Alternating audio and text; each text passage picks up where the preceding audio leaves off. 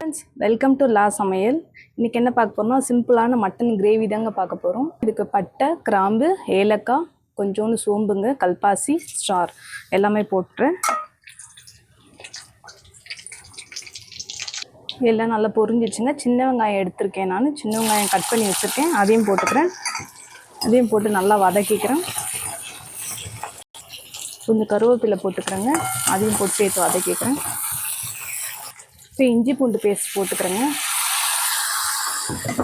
அந்த இஞ்சி பூண்டு பேஸ்ட்டில் வந்து கொஞ்சம் கொத்தமல்லி போட்டு அரைச்சிருக்கேங்க, அதான் பச்சை கலரில் இருக்குது. அப்போ நல்லா வாசமாக இருக்கும், அதுக்காக. இப்போ இஞ்சி பூண்டு வதங்கிடுச்சுங்க. 2 தக்காளி எடுத்து பொடியாக கட் பண்ணியிருக்கேன், அதையும் சேர்த்துக்கிறேன். இப்போ இதுக்கு தேவையான உப்புங்க, அதையும் சேர்த்துப்பேன்.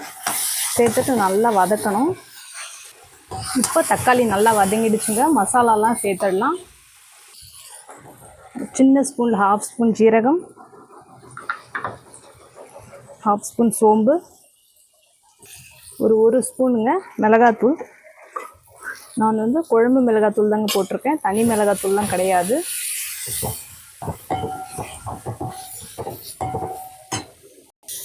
இப்போ வேக வச்ச மட்டனை இதில் போட்டுடலாங்க. ஆல்ரெடி மஞ்சத்தூள் போட்டு தான் வேக வச்சுருக்கேன், அதனால் நான் மஞ்சத்தூள் ஆட் பண்ணல. இப்போ இது எல்லாத்தையும் வச்சு நல்லா ஒரு மிக்ஸ் கொடுத்துடலாம்.